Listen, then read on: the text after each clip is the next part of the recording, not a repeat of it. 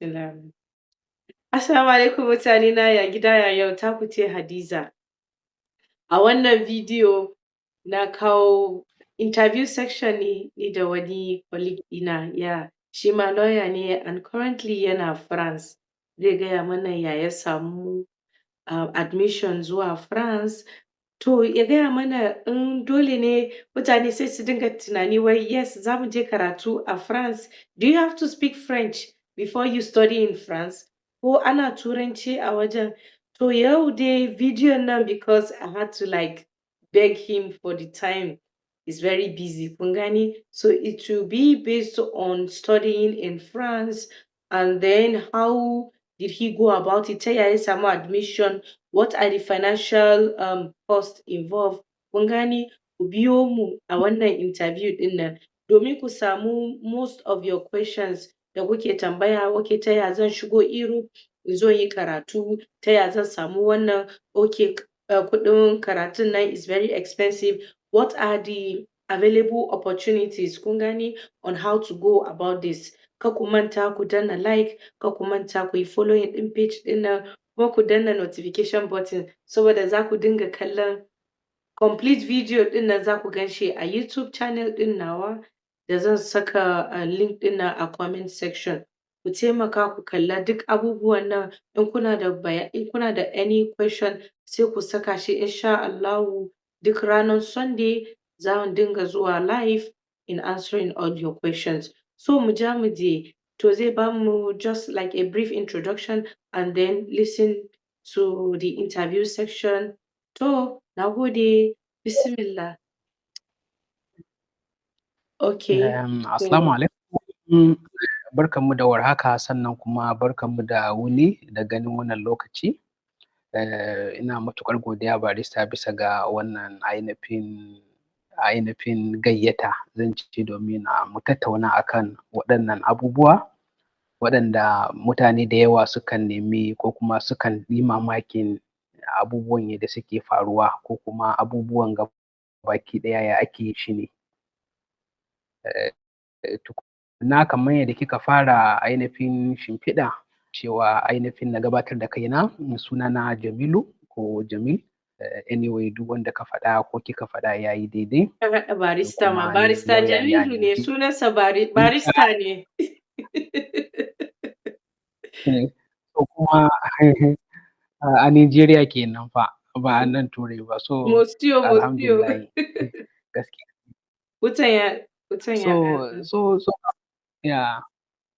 So kamar yadda kika faɗa haka ne ita rayuwa ta koyi haka. Dama mutum a rayuwa zai ga ƙalubale kala-kala sannan kuma zai fara daga wani wuri amma idan ya haƙura kuma zai kai wasu wurare. So fundamentally dai ko kuma kamar yadda kika faɗa yanzu haka ni ina ainihin a France kuma abin da ya kawo ni a France na zo na yi karatu ne na ainihin na digiri ɗina na biyu wato abin da aka fi sani da shi masters kenan. So a halin yanzu ina yin masters degree ne a France kuma masters degree ɗina ina yin shi ne akan corporate finance and investment banking. Shi ne ainihin masters da nake yi yanzu haka. Na gama shekara ta ɗaya zan je shekara ta biyu insha Allahu. To Malam Jamilu yanzu mun gode dai ka gaya mana me sunan makarantar naka and then yawanci dai kamar a nan wajen a UK just 1 year ne master program ɗin nan kuma na ji ka cewa ka gama shekara ɗaya. To how many years ne program ɗin naka? Program ɗina 2 years ne ko in ce shekara 2 kenan. Abin da na cika kenan ko kuma abin da aka bani.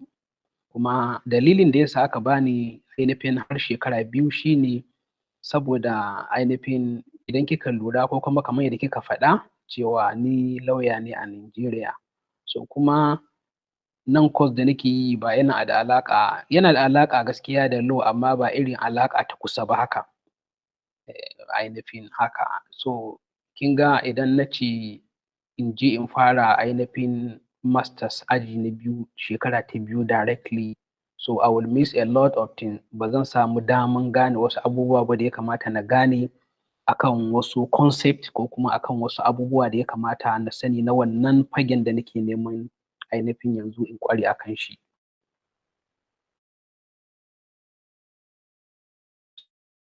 So Okay. don haka dole ne ya kasance saboda ya zama na samu ainihin kyau, ya kamata ainihin na nemi shekara ta ɗaya sannan shekara ta biyu. Wanda shekara ta ɗaya yawanci za a bani introduction ne ko kuma ainihin gabatarwa akan ainihin abin da nake nema in ƙware akan shi domin in gane okay ina ma aka mai da gaba ko kuma ina za ni mai da gaba a gaba.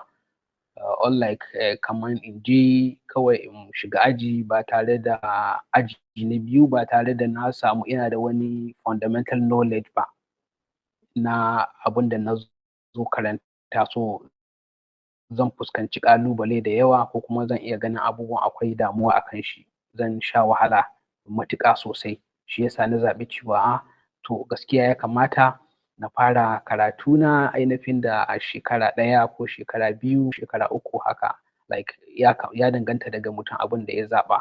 So amma dai gaskiya shekara biyu ne maximum kenan, like matuƙa ƙololuwa shine shekara biyu idan kana son ka yi digirinka na biyu a nan France. So kuma wanda shine na zaɓa. Amma za ka iya shekara ɗaya ba wani damuwa ba ne, which means za a baka masters ko kuma za a baki masters 2 idan har kika yi application.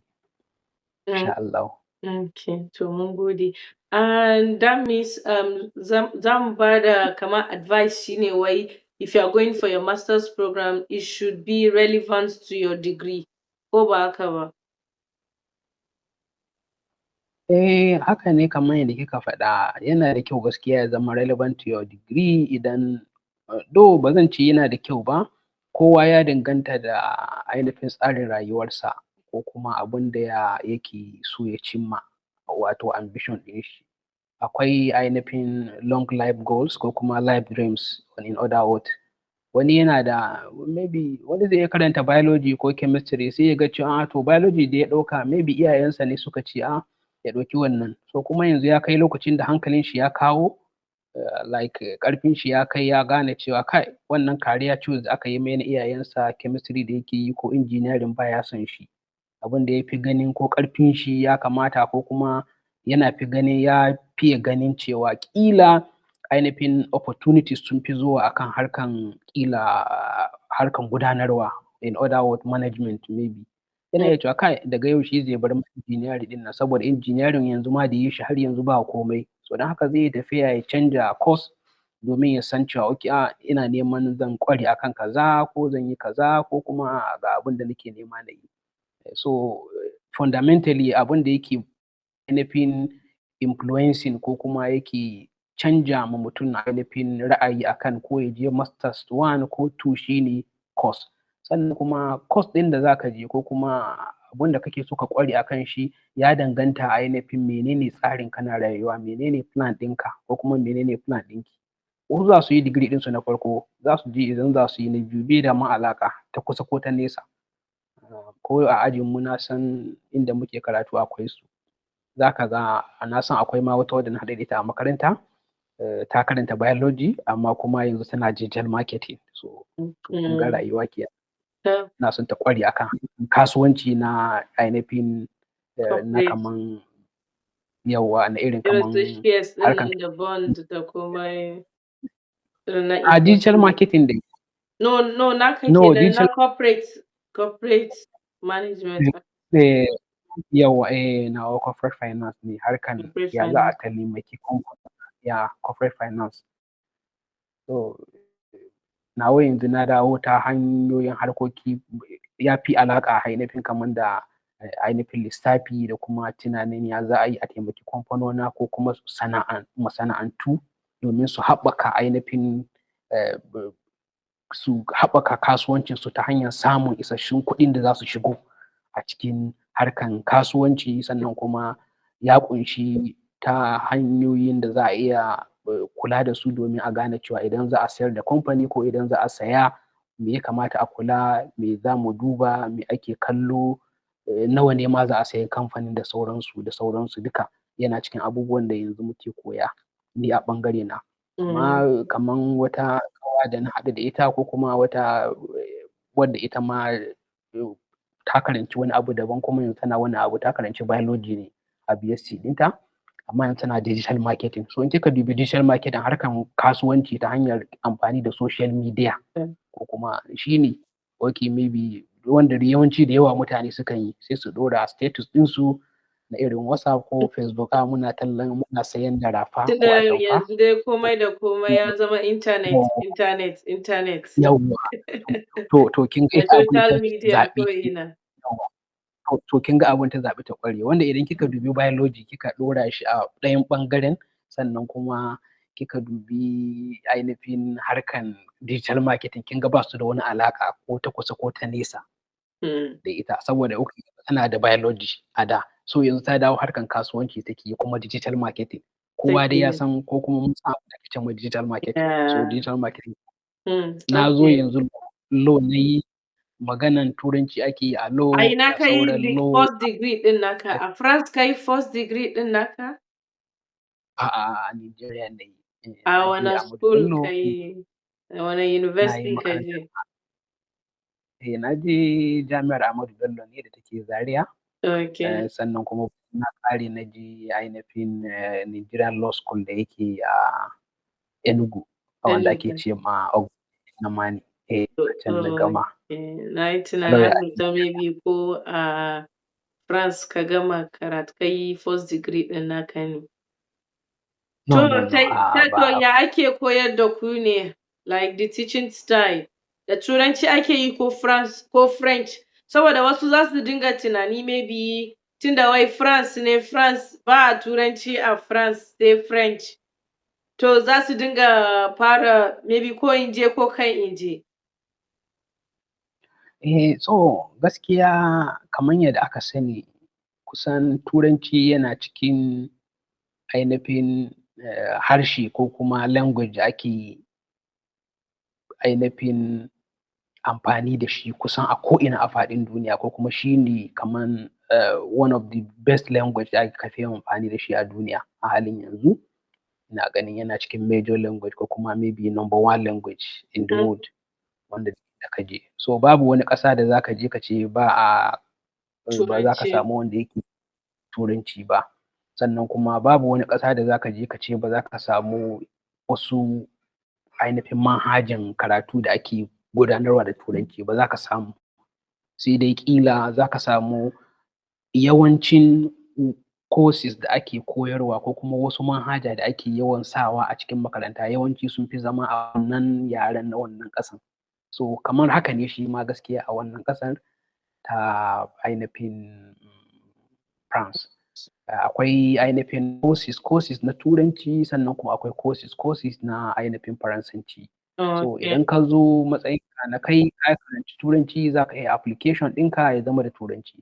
Sannan kuma idan ka je ajinka, duk karatun da za a yi ma karatu ne akan da Turanci, ba wai da Hausa ba, ba wai da French. French. Okay. Amma French da kuma English? amma kuma wannan ba shi zai hana cewa wai kana wani a baka wasu irin courses ba, wanda za ka yi da Faransanci. Akwai courses wanda za ka yi irin elective, wanda kuma kai ma abu mai daɗi irin a ce ka koyi irin harshen Faransanci, ko kuma saboda za ka je kasuwa, za ka je ainihin shaguna sayan abinci, ko mutanen nan su ne suka fi yawa. So abu ne wanda yana da is to your advantage, kaman abun jin daɗin ka ne kai ma ka koyi yaren, ko da ba wai ana koyar da kai da ainihin yaren na Faransanci ba. So za ka ji daɗi, saboda shi zai taimake ka tashi ko ka je kasuwa ka yi magana ka ce ga abin da kake so. In ma son samu ne ƙila ka yi ciniki ka ɗan samu wani sauƙi, amma in ba ka ji za ka iya ji kana son abu sai dai a yi na kurame. Sai dai a yi na kurame. So ka ga ba kowane na kurame yake yi ba. Ba kowane na kurame yake Gaskiya. taimake ka ba. I'm very sure next interview da za mu yi gaskiya da French za a yi. Muna struggling ba har yanzu ni ma ban ƙware ba. Ƙafana bai zauna ba, so ina koyo dai. To ya ka ga teaching method ɗin nasu a France da na Nigeria, comparing like yadda ka yi degree ɗin naka with that of masters? Ana siyar muku da So handout, ana siyar muku da dama textbook. dama dama dama ita rayuwa na abin da muke ce ma karatu bayan digirinka na farko, karatu ne na kaman wanda ba a ɗaukan lokaci kaman wajen bayani, saboda ana ɗaukan cewa duk abin da za a yi ma ka san shi. So tun da Advanced har akwai class. wannan yawa advanced level kenan, ana tunanin ka san shi. So dama kawai za a zo ne ba wai abu ɗaya zai riƙe malami ba ya dawo ya ta explanation, a'a ana tunanin dama abun ka san shi, kawai ana ƙara wayar da kanka ne, kuma a ɗan ƙara tunatar da kai, sannan kuma a je ainihin kaman a tsunduma a ciki sosai domin ka gane menene da a undergraduate ka sani wanda ashe ya wuce haka. So irin haka.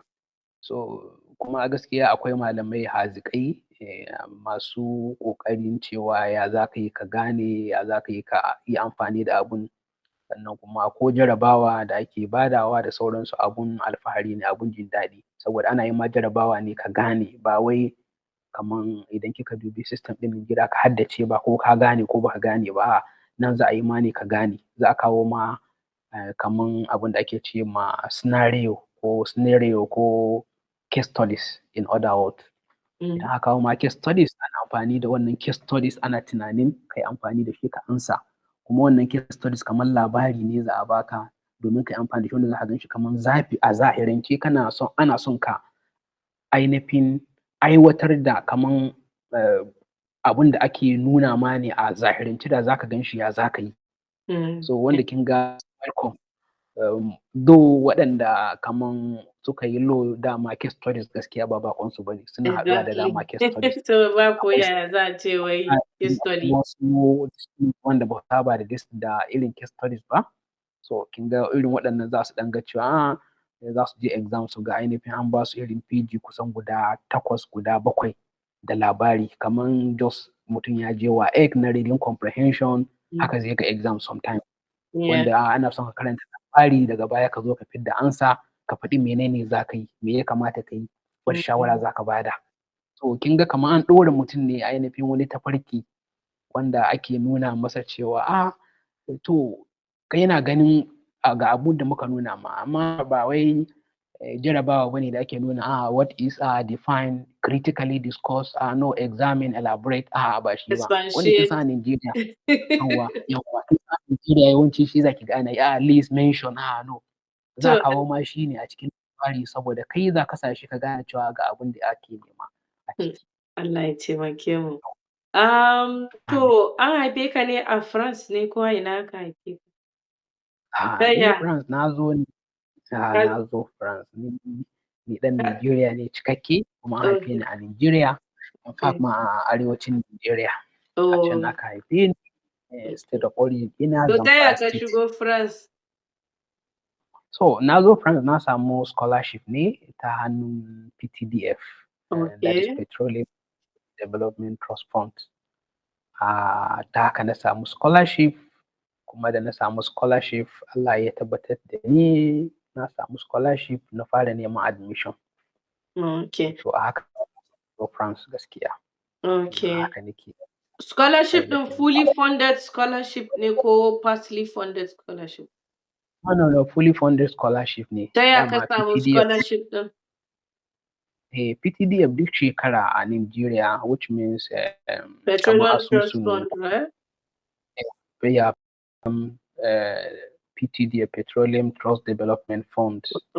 So sukan fidda dama duk shekara sukan buga sanarwa cewa sun fidda ainihin buɗe ko kuma sun buɗe ainihin neman tsarin karatu su na biyu girgir za su iya cikawa in sun cimma wasu masu neman PhD.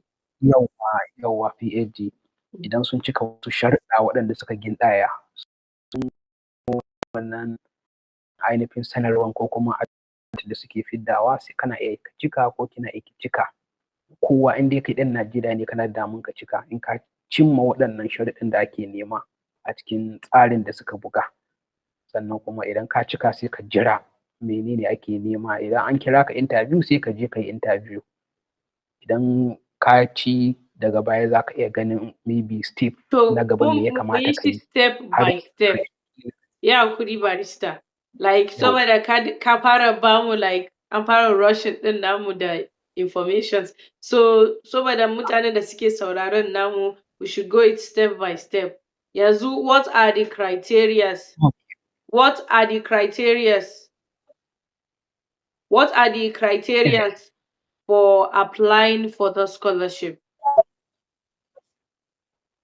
Dama kamar yadda kika ce scholarship suna da yawa, sannan kuma kowace ainihin scholarship tana da abin da ake nema mutum ya cimma. Kowane scholarship body ko kuma idan makaranta ne mutum yake application idan za su baka scholarship akwai sharuɗɗan da suke gindaya wanda su suna son in sun samu ne ka cika wannan sharuɗɗan. So ko kuma kana da wannan takardun ko kuma kana da wannan ƙwarewan. Ɗaya daga ciki gaskiya yawancin scholarship sukan sa cewa suna neman wanda yake da GPA mai kyau ko kuma CGPA. So CGPA yawanci ba sa compromising akan CGPA. Za ka ga That yawanci means sun fi da cewa matasan namu su yake da sani zai ayi karatu. Yawwa, ko first class ko second class offer. Abin da ake nema yawanci kenan.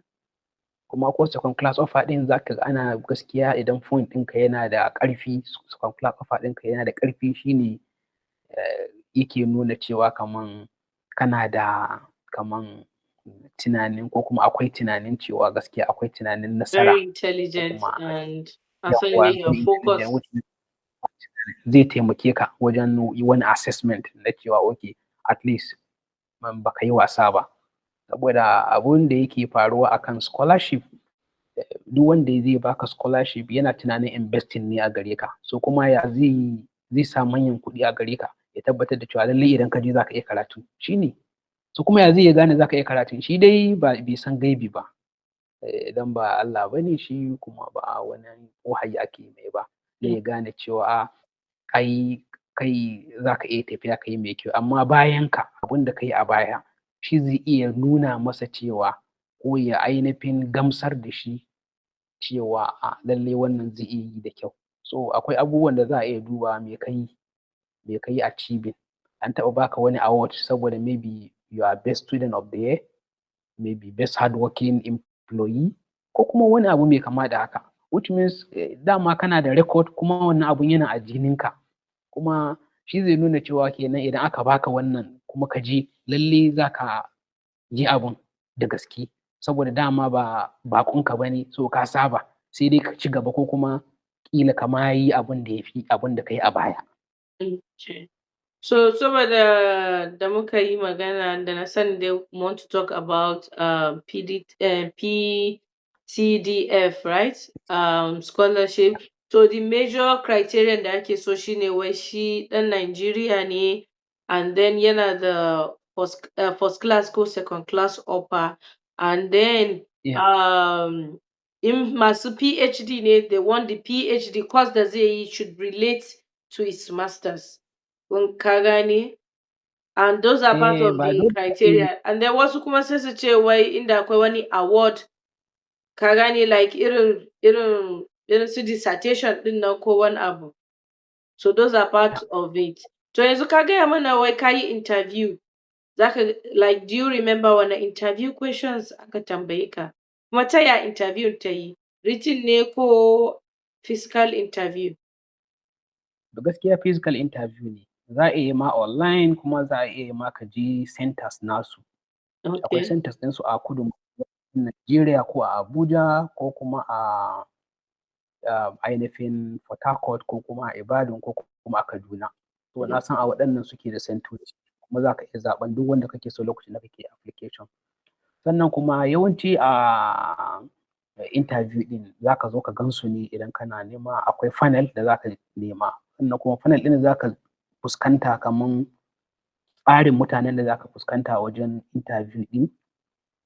Za su dubi menene ka yi, ko wani course ne ka yi, za su duba takardunka na farko duk wanda ka yi submitting a cikin applications ɗinka. Idan suka dubi duka applications ɗin da ka yi takardunka za su yi amfani akwai abin da ake ce ma statement of purpose SOP ko kuma personal statement.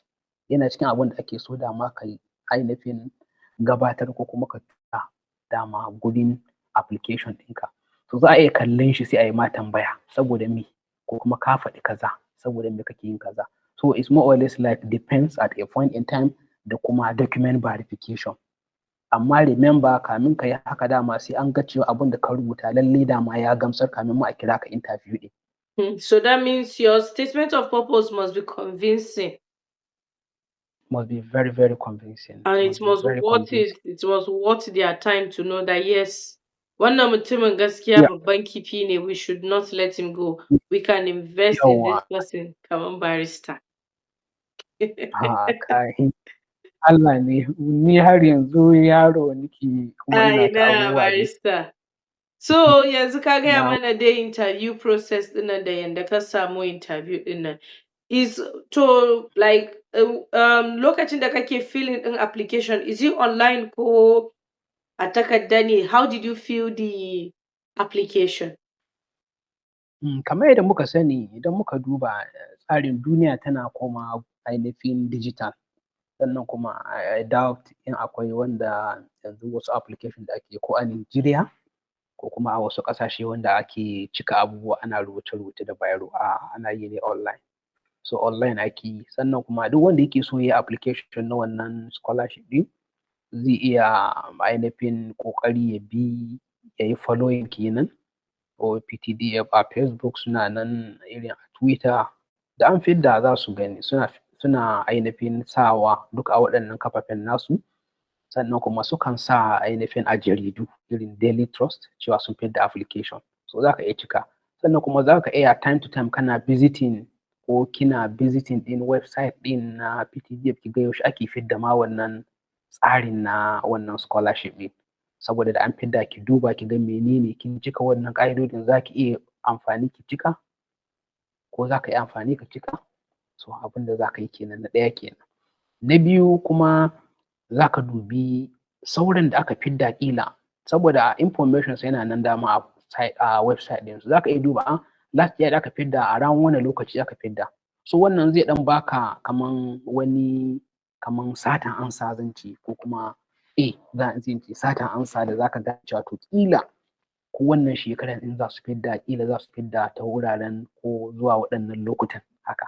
So haka ake yi. Okay. Insha Allah. To yanzu lokacin da kake application ɗin nan, is it free? Like ka kashe, did you spend anything? Nawa ka kashe? If you did, like nawa ka kashe during the babu wani kuɗi da ake biya. Matsayinka na ɗan Najeriya kyauta ne za ka yi application. Kuɗin da za ka biya ina ganin bai wuce 1,000 ba ko naira 500, ko shi ba wai ita hukumar ta na PTDF za ka biya kuɗi ba, a'a, saboda ana son NIN ɗinka. So kuma NIN ɗinka za ka yi validating ɗin shi, saboda you have to validate your NIN. Sai in kana da kaman number ka ta national identification number ka, so akwai inda ake so sa shi za ka biya 500 saboda sai ta yi communicating ko kuma a samu wani ainihin communication tsakanin ita website na PTDF da kuma su ainihin website na National Identification Commission. Okay. So that's just the amount you paid? Yawa, that is the only amount. So in ma za ka kashe bai wuce ka kashe 1,000 ba gaskiya. Kila ko 500 ban sani ba, saboda yanzu halin rayuwa da kuma ainihin inflation da yake faruwa a ƙasa. Amma 500 na san 100 gaskiya. Da akwai ta ya ake processing ɗin wannan scholarship na PTDF? Because da akwai scholarship da videos da na yi akan kamar irin Commonwealth scholarship da Great scholarship da Chief. So ana bukata dai kana da admission a hannu, ka gane, before you apply, because you have to show them that kana da unconditional offer, ka gane, daga wani UK universities ko any accredited universities da suka yi recognizing ɗin scholarship ɗin nan. Shi PTDF ɗin nan da ka yi applying, is it the same thing, like suna da the same criteria? Gaskiya su kawai fundamentally shine ka nemi ka samu scholarship farko, shine abin da that's the most important thing. ka nemi scholarship ka samu za ka iya neman admission. In fact, za ka ma iya deferment, like you can defer your admission for a year at least ka nemi admission. So it doesn't need cewa you must have admission at hand for you to proceed. No, you don't need that. You can always do it. Then lokacin da, let me take you back to the interview. Did you do any written interview? Kun yi any interview da maybe irin exam? Or it's just interview? Babu, Okay, just just physical. oral interview, Just oral. Can you just remember? physical. Zaka iya tuna da maybe maybe ko irin 2 or 3 questions zaka tambaye ka? To, za a tambaye ka na farko, one, abin da nake iya tunawa, menene alaƙan abin da ka karanta da ainihin oil and gas industry ko kuma harkan makamashi generally. So how did you answer Za it? tambaye za ka tambaye. So yadda za ka amsa shi shine za ka dubi kai menene wani course ka yi farko, sannan menene alaƙan shi. So kowane yana da kaman ba wani ansa guda ɗaya wanda za ka ce za ka badawa ko kuma kaman ansa na ba zai yi ma ba, ba zai yi maki ba. Menene course ɗin da na sa zan je in yi dama lokacin da nake cika scholarship? Sannan menene alaƙan course ɗin da oil and gas industry? Sannan menene alaƙan ni course ɗin da na karanta a undergrad ɗina da oil and gas industry? Sannan menene ainihin ƙila plan ɗina idan na je na gama na dawo? Saboda kuɗi ne za a bani, ba wai kuɗi ba, za a biya min kuɗin makaranta. Kuɗi za a biya min kuɗin makaranta da zan je makaranta in dawo. So in na dawo menene plan ɗina? Am I ready to impact that industry, oil and gas industry? Idan na shirya cewa dama ina son in taimaki oil and gas industry ko kuma in yi aiki a oil and gas industry, suka gamsu da hujjojin da na basu, good and fine. Then sai a tambaye ni wani question, ko kuma ko basu gamsu ba za su rubuta abin da suke rubuta kuma za su bani maki akan shi. Da ƙarshe sai a yi amfani da waɗannan marks ɗin ko recommendation da za su bada. So ba wasu ansa da za ka ce okay, Babu ansa dole guda ne ɗaya. babu ansa guda ɗaya. So you have Ba to wanda do zai your gaya maki akwai. research. You have to do your research ka gane cewa menene alaƙan abin da ka karanta da ainihin harkar makamashi a duniya ko kuma a Najeriya. Sannan menene ainihin tsare-tsarenka idan ka je bayan an biya ma kuɗin makaranta zuwa ƙasar waje ka dawo, menene tsarinka idan ka dawo, me kake so ka yi? Dole duka waɗannan abubuwan sai ka zo ka faɗa musu. Kuma mutum uku ne, wasu mutum 5, wasu mutum 6, ya danganta daga funnel da ka je ko funnel ɗin da aka You must be confident kenan. You need to be confident. za su saurare ka ka faɗa musu abin da, sannan su duba sauran takardunka da kai submitting, sannan suna iya duba wannan ainihin statement of purpose naka, suna iya amfani da shi su ma tambaya su ce ka ce menene, ko mun ji ka ce kaza, me kake nufi da kaza? Kaga idan kai ka rubuta ba komai bane da za ka iya zuwa ka yi musu bayani, za ka ce abin da nake nufi kaza, ai kaza. Amma idan ba kai ka rubuta ba, ko ka yi amfani da wasu na'urori irin da ake amfani da shi na zamani, they are good though, but research is very important now. Ka yi amfani da ChatGPT ya rubuta, you don't even know what is that, you cannot defend and all of that. So za ka iya fuskantar kalubale. Amma ko da ChatGPT ka yi amfani da shi misali, ka yi mastering ɗin shi kuma ka zo za ka iya amsa tambayoyin da ya kamata. Ainihin idan ka san me ka rubuta a ciki, so zai taimaka ma, ko kuma yana cikin abubuwan da zai iya taimaka ma wajen ainihin ka samu ka ainihin tsallake zuwa wani mataki na gaba kamin a fidda ka ƙarshe. To yanzu like wani advice zaka ba wa wanda yake tunanin applying na scholarship, because in za a shigo makaranta ne a zo a biya, you know, it's somehow expensive. So what do you have to say? To, kamar yadda ainihin bature yake cewa, mutum idan yana da plan, dama ya kamata ya tsara ainihin, ko yana da tsari, ya kamata ya yi tunanin ya zai cimma wannan tsarin. Sannan kuma dogara ga abu ɗaya akwai matsala gare shi. So abin da ya kamata mutum zai neme shi ta ko'ina. In other words, abin da bature yake cewa kada ka sa duka ainihin ƙwayaƙwayenka, wato ƙwai ko Mm-hmm. Do not put your eggs into one basket, something like that.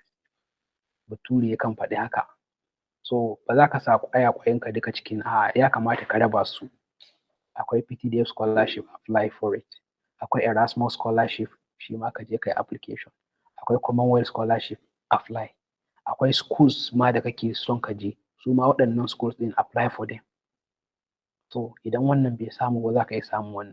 Idan kuma ka samu duka, sai ka zaɓi wane ne ka fi ganin ya fi kyau a cikinsu sai ka je. It's not bad.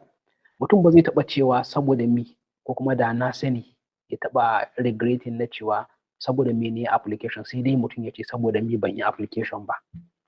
Babu regret on that. Babu. Mutum ba zai taɓa cewa saboda me ne application ba, sai dai ya ce na ji haushin ban yi ba.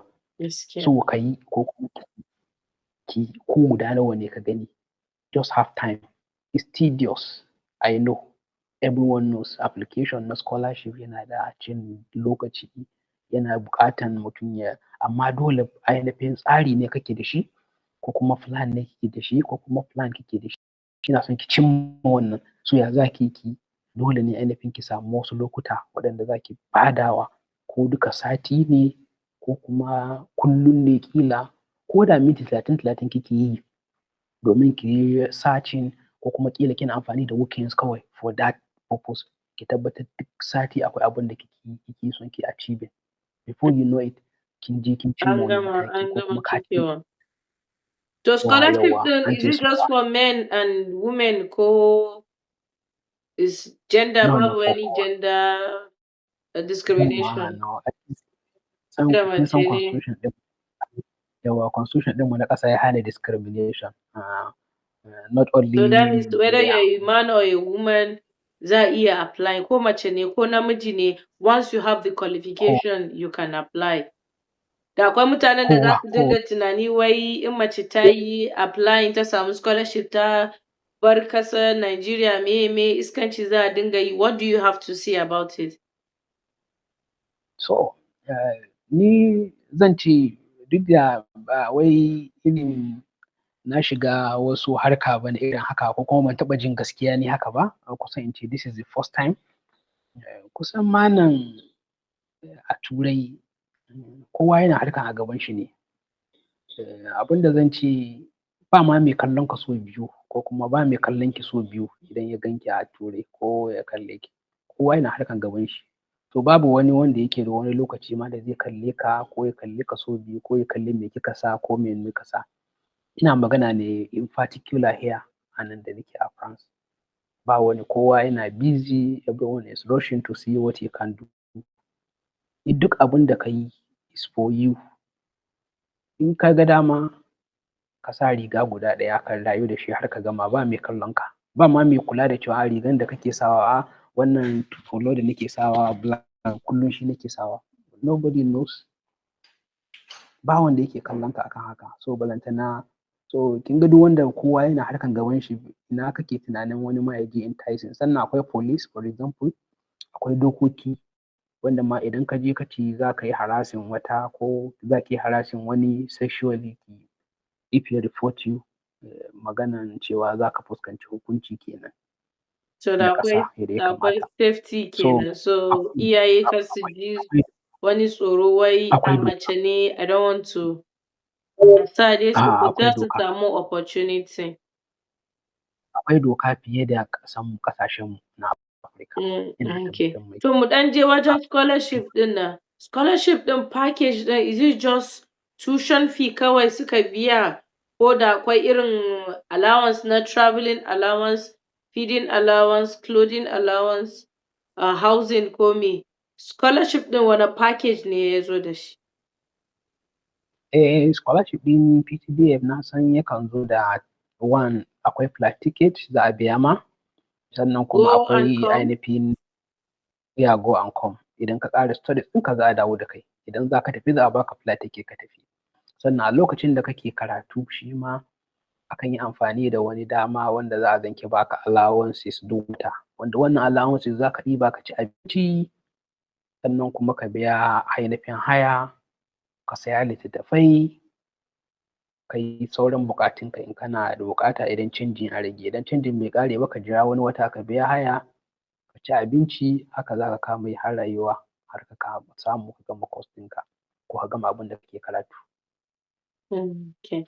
To ta ya ka samu accommodation? So idan ka ji samu scholarship gaskiya su sukan taimaka ta hanyoyi daban-daban wurin ganin cewa You're comfortable. sun yi connection tare da wasu ƙungiyoyi a nan wanda suke su 'yan ƙasa ne kamar Campus France a nan. Campus France su za su taimaka su yi duk abin da ya kamata. Suna biyan su commission. Gwamnatin ƙasa ne. So za su taimaka ta hanyar su za su samu a baka accommodation a yi komai amma ka biya ta hanyar allowances da ake baka. So it's after that. Okay. To, wani advice za ka ba wa matasa mutanen da suke kallon mu ko a Facebook ko a TikTok ko a YouTube? Like wani advice za ka ba su those that are planning this journey of relocating su zo su yi karatu a France like you? Mu ce wai yes France. Wani advice za ka ba su? Wani skills mu ce wai okay kafin ma advice. Mu ce wai wani skill za ka ce wai okay ku je ku koya skill ɗin nan. This skill is very important. Is it communication skills ko confidence? Because abin da na yi deriving yanzu da interview process ɗin nan, you need to be confident. You need to have that strong communication skills. So wani advice za ka yi ko like ka ɗan ba da just advice, let's say Farko shi ne student. one gaskiya dole akwai skills da yawa wanda soft skills wanda ya kamata. Kamar Najeriya akan rubutawa a allo ake yi menene nan ba wani wanda zai yi printing document ya baka. Yawanci document ɗinka suna online. So dole na ɗaya dole ne you have to just be computer literate. Shi ne kawai duk course ɗin da kake yi ka san ya za ka yi amfani da Excel, ka san ya za ka yi amfani da PowerPoint, ka san ya za ka yi amfani ka yi design a Canva. Duka waɗannan suna da matuƙar amfani a nan so that idan ka zo ba sai ka fara struggling ba from somewhere else. Na ɗaya kenan. Sannan na biyu maganan communication da kika ce is the key a dukkan abin da mutum yake yi wato sadarwa ko magana zance. Akwai presentations za ka yi yau gobe jibi haka za ka yi. Assignment za a baku wanda idan ba ka da wannan skills ɗin za ka ji maybe ba za ki iya ba ko za ka ji kana jin kunya inda kuma ba haka ba ne kowa yana yi is normal. So ba wani abun a zo a gaya ba wani abun irin kayan gabas ba ne wanda mutane suke ganin maybe ba zan iya ba. Mutane da yawa suna yi idan kika ga ana yi kamar wasa. So ba wani abu ba ne irin su. Sannan kuma most importantly shi ne wanda suke so su yi a gaba tun yanzu mutum ya dage ga samun ainihin jarabawa mai kyau sakamako mai kyau. Saboda duk yadda kake so ka zo makaranta ta hanyar scholarship idan ba ka da sakamakon da zai buɗe ma hanya wanda za ka samu ka yi application ɗin ba za ka ma iya samu ka yi ba. To kin ga abu ne wanda yake da lalle shi ne kaman shi ne mukullin kaman shi ne is the key to it. So that key you must have it first. Have that key then develop other skills. Sai ka duba. Knowledge is very wide. Muna da a lot of software yanzu da muke da su wanda suke taimakawa wajen koyon waɗannan abubuwan ga YouTube channels. Akwai abin da ba za ka koya ba idan kana so ko kina so. So abubuwan da ya kamata kenan ko in ce ɗan take away da nake da shi. To wane challenges ne mu ɗan tambaya mun yi magana mai daɗi like okay what are the challenges that you have faced at France as a student? So da mutanen da suke zuwa okay let me put it like this. Advice ɗin nan like a form of challenges da kai facing that it will be like a lesson like a preparation for those who are coming. Ka gani kamar nan yanzu accommodation is something kuma kai ka gaya mana yanda France campus yanda suka taimaka ka samu accommodation. Wasu batun abinci ne you know so like they are different. Ni yanzu zan gaya mutane if you are coming to the UK zan gaya maka there are certain apps that you just need to have. Ka gane you download it on your phone. There are certain things that you just need to know. Ka gane so yanzu gaya mana like what are the challenges you face that had it been you have gotten like a prior information life would have been somehow easy at the start. Saboda yanzu dai an wuce shekara ɗaya, so an wuce that Eh, stage. So kusan this is zance for those who are coming. kusan zance abin da ya kamata na yi a lokacin do ina ayyuka na a gida a Najeriya, amma gaskiya da na sani da zan ce abun da ya kamata na yi a lokacin da na sani da zan yi ƙoƙari duk ta hanyar yadda zan yi a lokacin da na duƙufa na mai da hankali sosai ga koyon yaren Faransanci, koyon French kenan. Saboda is very very fundamental. Shi ne official language ɗinsu nan. Duk wani language kana magana da Turanci kamar kana magana da Hausa ne. Ka ji maybe mu ce a Lagos kana broken sai kana Hausa. Da yawa ba za su fahimci me kake faɗa ba in ba ka je ƙila inda Hausawa suke ba. To haka English yake irin a nan gurin. Za ka yi English kana fama da English ɗinka sai ka zo sai ka ganka kaman wani ƙaramin illiterate. Saboda ganin za ka yi bai da wani amfani. Wanda kake so kana son ka yi communication amma ba zai gane ba. Kana ma son ka sayi ruwa za ka ga menene okay maybe water, right? You know that okay water is water like Da fara sign languages. they don't know. Yeah, you call water, you don't know water.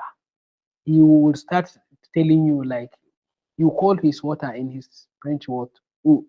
You don't know what who is, for example. So you cannot survive that way. So it's crazy. It's like, you just have to learn the language. Language is very, very important. So It's French key. dai mutum If da you ya learn it, koya French is better. it will give you a lot of And then courses ɗin like nan it da will ake make you yi a French, is it cheaper to that of English or is more expensive? gaskiya is more cheaper, far, far, far, far cheaper. Saboda yanzu kin ga akwai makarantu yawanci zaki ga English courses zaka iya biya kusan zai kai almost a ce 20 million a shekara ko 16 million, 18 million. Naira ko? Kuɗin A Najeriya naira kenan. a naira wanda ya kai almost zaki ga registration fees in English a shekara yakan kaiwa almost 15,000 euro. 15,000 euro. Euro yau yana almost how much? Almost 1,700 exchange rate idan za ka bar shi. So idan kika yi calculation za ki ga zai kai almost 20 million a shekara. So haka za ka biya idan kana courses na Turanci. Shi yasa scholarship is the best way for you to come and study. Amma idan kana yin courses ɗinka da Faransanci for example kuma ka iya French, sorry, zai taimaka wajen ainihin ka samu sauƙi. Don akwai makarantun da ba sa biyan abin da ya kai ma 500,000 a shekara. Da yawansu. Wasu ma da yawansu bai wuce 200 euro ba. So 200 euro in kika yi converting bai ma kai ainihin ga 300,000 ba. Wanda ko a Najeriya wasu makarantu ma suna biyan ƙasa da haka. Ina ganin ko kuma sama da haka sama da haka sorry. Sama da haka wajen biyan kuɗin registration fees ɗin. So kin ga in ka iya ma yaren da kanka ma za ka iya sponsoring kanka ka zo. Na ɗaya kana da advantage in ka iya yaren. Za ka iya zuwa ko za ki iya zuwa ki yi karatu kuɗin ki ma tunda 300,000 ai za ki iya biya a shekara ne Allah na tuba. 200. Ɗaya zai taimake ki yawa zai taimake ki ko zai taimake ka samu aiki ma. Yes. Saboda kana jin yaren so za ka iya ka nemi aiki ƙila ma wanda wannan kuɗin za ka iya generating ɗin shi kamin shekara ya ƙare wanda za ka samu. So it's also another advantage. So that language is the key. Just learn the language. So that means like advice ɗin naka yanzu shine wanda yake so ya je ya yi karatu ko a Italy ne ya je ya san yadda ake languages ɗin nasu ya ɗan koya at least to know how to communicate and before going there. And then idan kana son ka je Italy karatu ko kina son ki je Italy yana da kyau ki fara koyon Italian language. Idan kina son ki je Brazil ki je ki fara koyon Portuguese. Idan kina son ki je Spain ki je ki fara koyon Spanish. Idan kina son ki je Germany ki je ki fara koyon German. You will thank me later. Za ki ce wannan abun da yake faɗa. Then a quick one yanzu domin mu yi releasing ɗin naka. Kamar a UK yanzu a visa ɗin nasu an bayar da visa as a student 20 hours ake bayarwa. And da akwai irin aikin da as a student you cannot do. Da akwai irin restriction ɗin na a France visa. Shi ma 32 hours ne, I think per week, for kaman per week. students, right? So then for student, so you cannot pass that 32 hours Okay. in a month, in a week. Okay, Sorry, meanwhile UK yanzu is in a week. 20 hours. So that is another advantage. Shi a France yanzu as a Yeah, student za ka iya aiki 32 hours. Lokacin me ake kiran shi, in a lokacin break shine za ka iya aiki full me ake kiran shi ma, full year. full Yeah, day, full yeah. time maybe, Okay. ko Yeah, 24 hours kake yeah, so ka full dinga time. yi, you can just do it. And then wane irin aiki yanzu ne za ka iya ce wai like students za su iya yi in sun shiga France? So gaskiya ni tunda ba na aiki kuma ban taɓa yi ba, ban san ayyuka da ake yi irin student ba, amma ko ma menene kin ga kamar yadda na ce abin da suke yare da shi shine suna yare da Turanci ko Mhm. tunda ga Faransanci. So Faransancin nan shine key. Yawan ƙwarewanka yawan aikin da za a baka. Ok ka je ka iya ƙwarewa like ko a Turanci mun san cewa akwai wanda ya ƙware zai yi magana like in yana magana za ka ji maganan shi daban ne. Yana da level na A1, B1 irin haka har C1, C2 da sauransu ya danganta har ƙwarewanka. To shi ma haka ne a Faransanci akwai ainihin ƙwarewa kala-kala. To idan ka ƙware sosai za ka iya samun maybe wasu office assistant job ƙila wanda za ka yi ko a makaranta ko kuma a irin student hostels ya kasance kana wajen receptions ya Okay, go danganta. to the Amma dole ka union. tabbatar ko ki tabbatar So that kana means jin language wannan is very, Turanci. In very kuma baki ji important. kin ga yawwa, idan kuma baki ji kin ga ko kuma ba ka ji ƙila sai ka je ka yi wasu menial jobs irin ƙila kaman shara for example ƙila kaman aikin wajajen abinci ƙila restaurant ƙila ko ka yi wasu abubuwa dai wanda ya danganta. Za a baka aiki yawan ƙwarewanka yawan ko kuma ƙila renon yara haka Me minimum babysitting wages ko a baki. France? I'm not sure, I think was it 1,600 euro ne? I don't Minimum know per but hour ake kamar biya ko su ma hourly rate ne ko hour week? hourly rate ne Uh-uh. but monthly ina gani Okay. So that is hourly very, rate very good. ne. Another thing da nake so shine wai in tambaye ka, mutum da yake plan ya san yadda ake ake yaren French like Faransanci, how will he do that? Yeah. And then So applying, two akwai questions nake da shi. Then applying for the admission. Your documentation must it be in French? Like, do they want your certificate to be in French? no, if you have English course, all your documentation, your application, your SOP, anything regarding that school and that admission will be English. If you are applying for a French course, shi ma abin da ake nema ana son ainihin ya kasance dukkan takardun da za ka tura a wannan makarantar ya zama su ma a Faransanci. Mm. In addition to that, za su nemi ma ka kawo French proficiency certificate ɗinka.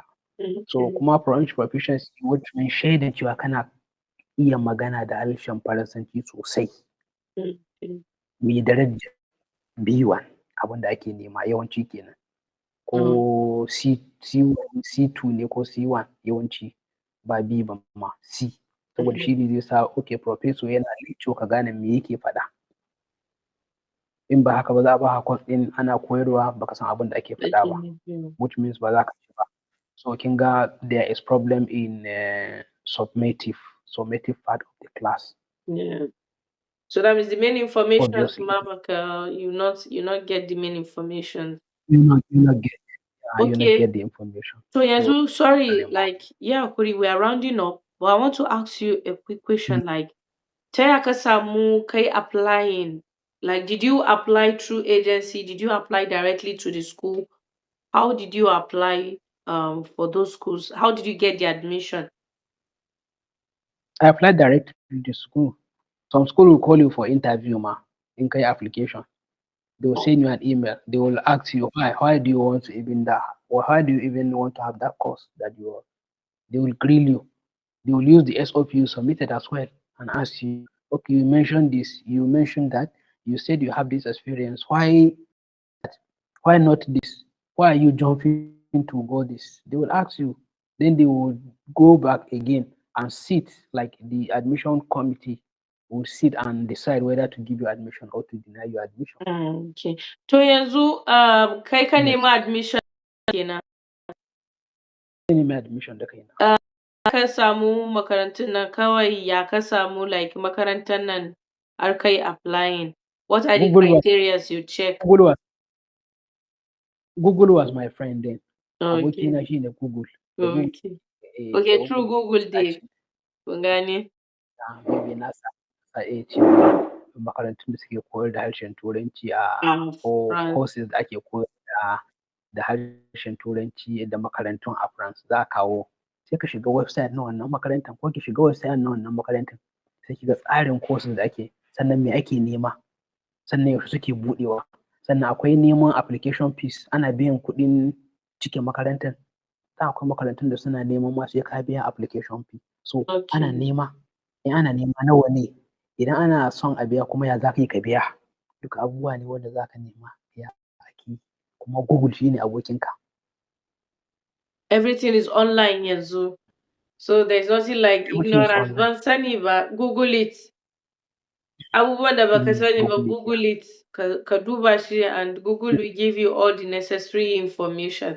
So what do you want to tell my fans? Yeah. Me kake so ka gaya musu as the final like discussion? Let's close the continent. So almost we have said a lot. I Especially think we have said all matasanmu we a Arewa, like batun yanda they we should have said read a yeah, dage da we have karatu da every komai da komai. literally we have said everything. Arewa an bar mu baya a ko'ina. Let me just say it again and see it like 3 times. Arewa an bar mu baya. Dole mu tashi mu ainihin mu yi karatu. Sannan kuma karatun da za mu yi, wannan karatun da muke a undergraduate shi ne yake buɗe mana irin waɗannan ƙofofin. In ba mun tashi mun yi karatu da kyau ba a undergraduate ɗinmu, so kullum haka za a ci gaba da bar mu baya. Saboda akwai waɗannan damammakin sukan zo internationally wanda mutanenmu ba su cika wannan gurbin ko kuma ba mu da shi saboda ba mu mai da hankali ba.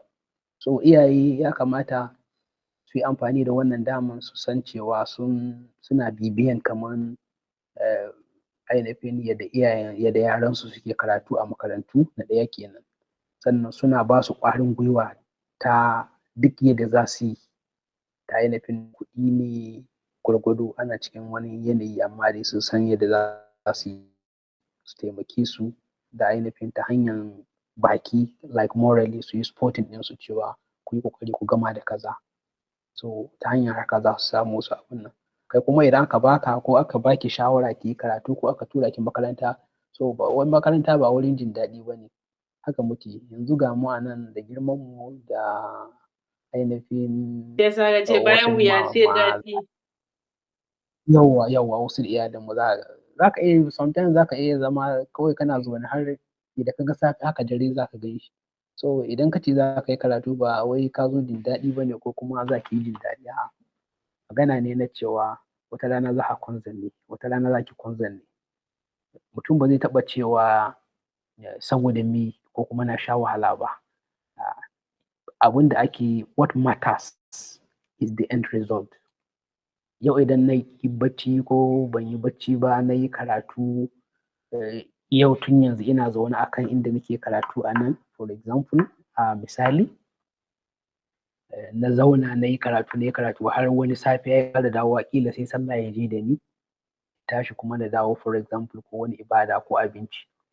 Bayan result ya fito sakamako, idan result ɗina ya yi kyau ba zan taɓa cewa kai na tuna kaza ba, wahalan ya tafi kuma na manta. Abin da zan fara tunani ba wanda yake ma tuna cewa okay na zauna na kasa bacci kamin in samu result mai kyau, in samu sakamako mai kyau. Amma idan ban yi ba zan tuna kai da na daure, so kuma da na sani ba kyau. Gaskiya is late. Abin da ya kamata na ɗaya dole sai mun cire lalaci, kuma dole sai mutum ya tsara rayuwa. Rayuwa duk rayuwan da ba ta da tsari ko kuma al'umman da ba su da tsari akan rayuwansu to akwai matsala babba. Dole a tsara rayuwa, tsari yana da kyau amfani. sai ka duba okay yau ka tashi da safe me kake so ka cimma kamin dare yayi. Ba mutum ya zama yana zaune ba irin kaman sake kaman wani wanda bai san me yake ba, kaman a ce wani wasu halittu wanda Allah ya halitta wanda ba su da ƙwaƙwalwan tunani. A'a, dole ne mutum gaskiya ya zauna ya yi tunani mai tsawo akan yau me nake so in cimma. Sannan kai ma ka tambayi kanka menene abu mai kyau yau wanda ka cimma ko ka cimma. Ba wai ina zaune ba yau ban da wani tsari ina jiran abokina, Jamil kana nan mu je bakin kasuwa a nan, kawai sai in bi shi saboda ranar ban da wani tsari misali, ko kuma na maida kaina kawai duk wanda ya zo ya ɗauke ni kaman na zama taxi, wannan ya ɗauka wannan ya ɗauka kowa ya shiga, ko kuma ki zama kaman duk wanda ya zo ƙawai yau mu je gidan biki kawai shikenan ba ki da wani tsari. Amma kina da tsarin ki da kalandan ki, abin da ya kamata na yi wannan lokaci minti 30 zan yi kaza, bayan minti awa ɗaya zan yi kaza, minti 30 kuma zan huta. Wannan lokaci ne zan kalli ainihin You must be organized kenan. You need to be organized. You just need to be very organization shi ke organized. taimakawa. Okay, Yawa, that is very organization good. shi ke cimma wajen. Kuma Organization gashi, and steadfastness. yeah, Mutum ya nutsu. da addu'a. Yeah. To kuma ya ci gaba da Da addu'a. addu'a. Yeah. So that is it. Gashi nan dai barista din an gaya mana komai da komai.